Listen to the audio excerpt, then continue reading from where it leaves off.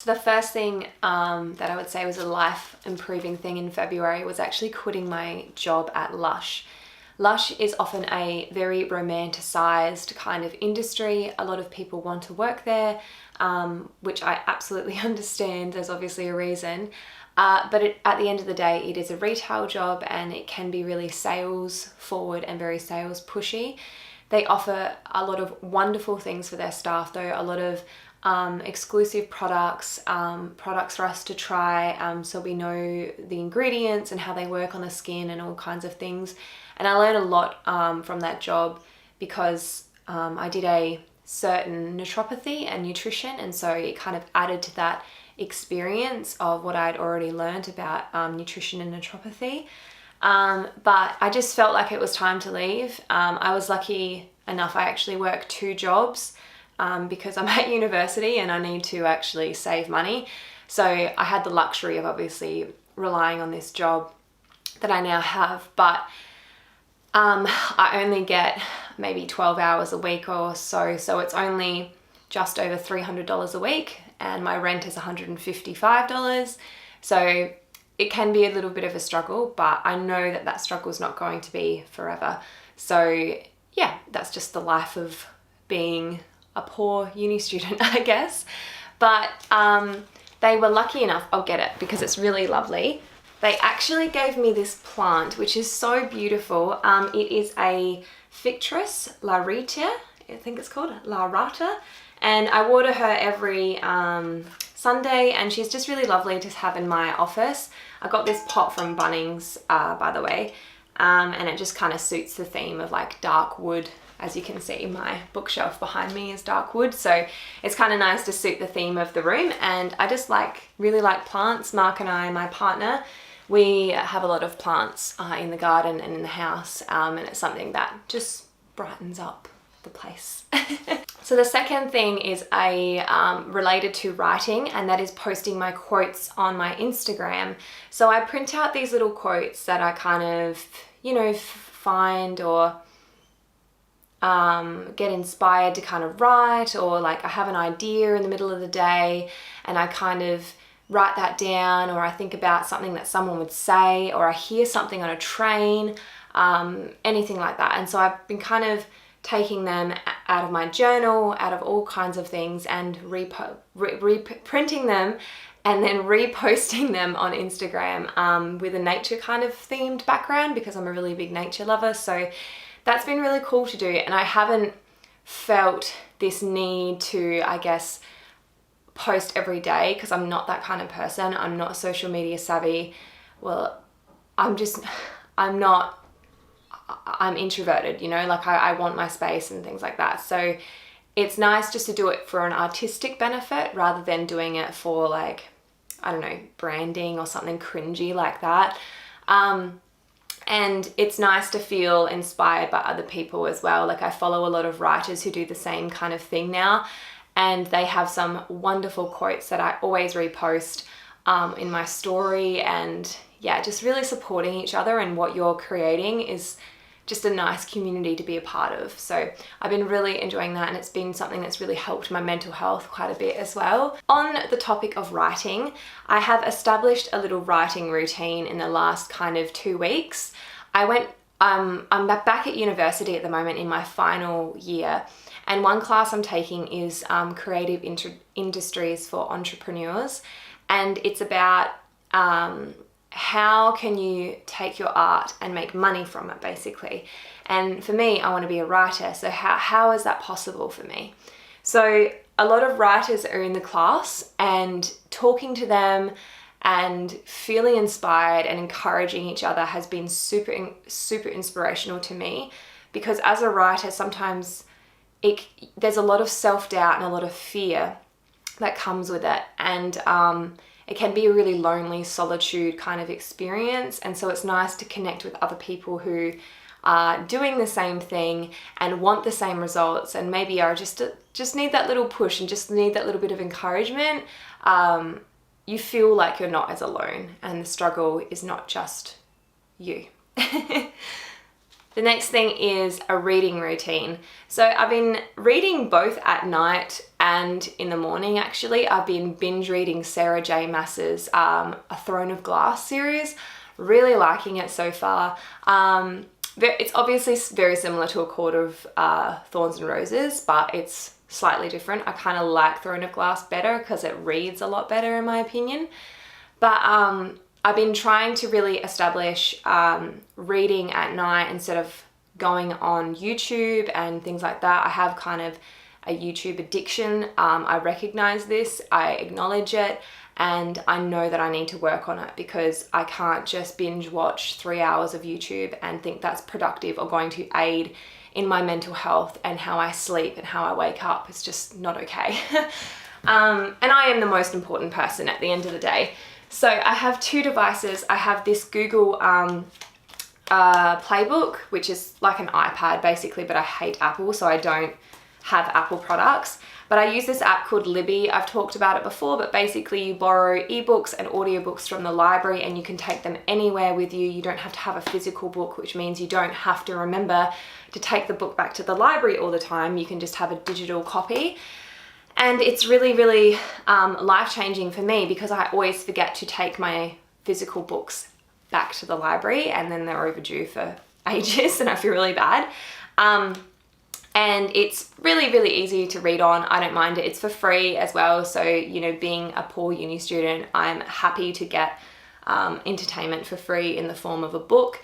It has absolutely improved my mental health. I have noticed so much that my well-being has improved from reading. So I would highly recommend reading. And the other device I have is actually my Kindle Paperweight. Mark got this for me for Christmas and I was so excited. I love reading on this because it literally looks like a book.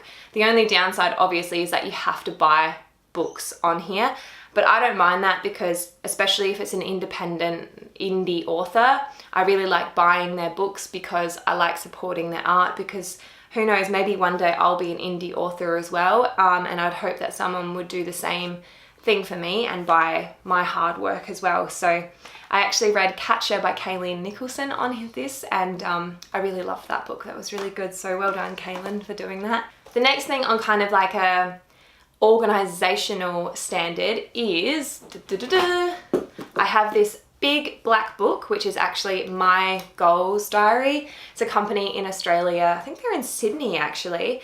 Basically, it's this huge book and I've got them for a couple of years now because I really, really like them and it helps me kind of declutter my mind, think about the year past and think about the goals moving forward for the next year.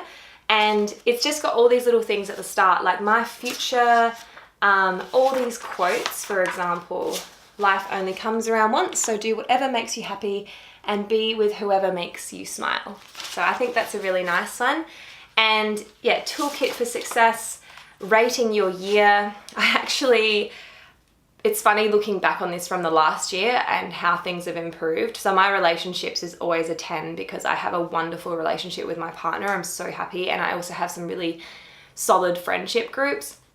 But my finances has always been a solid 1 because I'm at university, I guess, and I don't have a full-time job and it's really, really hard. And I think a lot of people who are in a low income setting would understand that.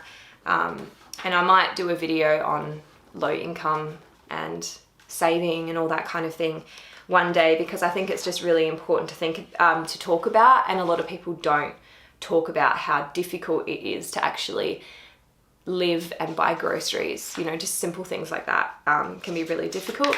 But I really love this because it gives you like a dream board that you can write on, all different things. It has some goals. So you write down each goals. For example, mine is to write a novel. So I write down that I want to do that. When do I want to achieve it by? How will I get there? The things I need to do. So it just sets it all out perfectly for you. And then it has the genuine like months, and you got your week, your monthly your weekly to-do list and habits that you want to track, things like that. And then it will also have a review. So I haven't actually done the February review because I mean, I'm doing this video and February was a little bit hard for me, to be honest. So I'll talk about that in a minute.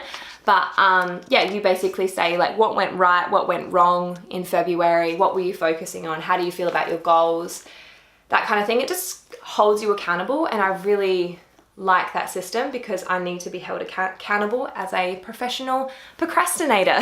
The next thing is doing a huge declutter and clean. We did this I think last week on a Sunday, and we bought 2 bedside cupboards which are made of solid wood on like Gumtree. I think they were $40 for both, so $20 each. They're so good, they match the bed so much better than the cupboards we had before.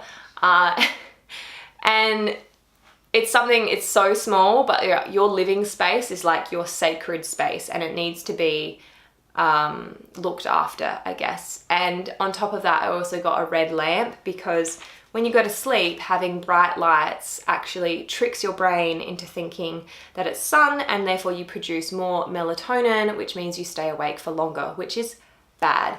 And I have noticed that the quality of my sleep has definitely improved since implementing a red light and reading before I go to bed instead of watching like really heavy, like stimulating videos and all that kind of thing. So yeah, it's been something I've been wanting to do for a long time, and Mark helped me.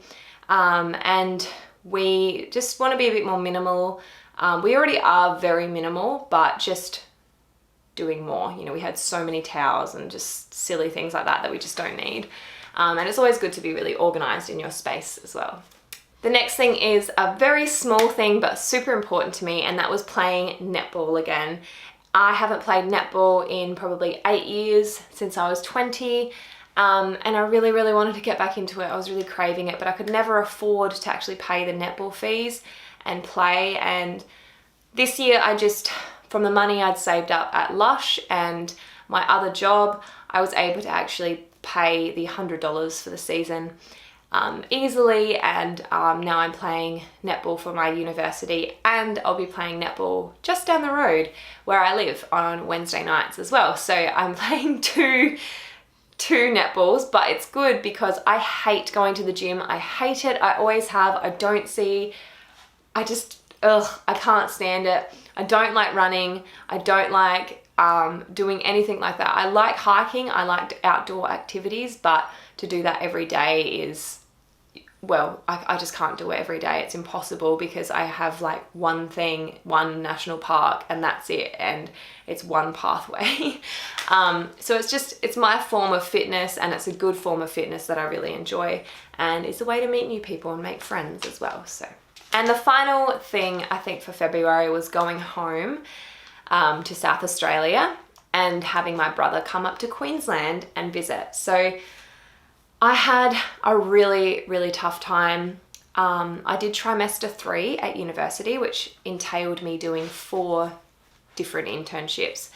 And it was absolutely exhausting. It wasn't what I thought it was going to be either. One of the internships was very disappointing because I thought it was going to be what I was actually studying and what I was learning about, and it ended up just being scheduling posts on social media, which is incredibly boring. And I thought, why am I getting a degree to do this? This is ridiculous. And so it was really disappointing, and I burnt out hardcore. I was really depressed, and I knew I had to take some time to reset and recharge. I was also working for a friend who I don't work for anymore because of we'll just say disagreements. It's very hard to work with friends sometimes.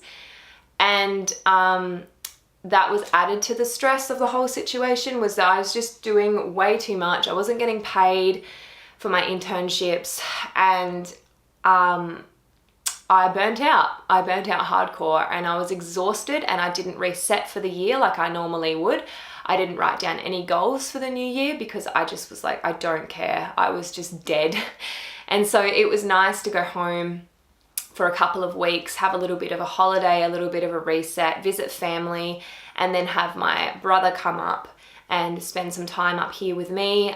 We went on this beautiful drive out into the woods and all around the countryside, which I really love. I'm from the country, so naturally I gravitate towards that kind of thing. I was even thinking about writing a country romance novel maybe one day, but it's something that I would definitely recommend if you are feeling off, is like recognizing that feeling and not drowning in it, just going, okay, I need to step back and I need to actually reset, and otherwise I'm not going to be able to get past this and move on for the new year.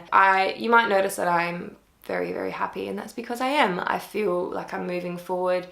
I feel very inspired lately, and I want to share more writing videos and more content on that kind of creativity, I think, because I think it's something that doesn't get shared a lot, and maybe that's because people have a 2-second attention span. I don't know, but hopefully you found this video entertaining, and you can come with me on this journey. I'm a normal girl living a normal life. I'm not anyone fancy, so hopefully you enjoy that genuinity and authenticity that I can bring to my channel. Yeah, have a wonderful day. You are worth everything, and I will see you very soon. Bye.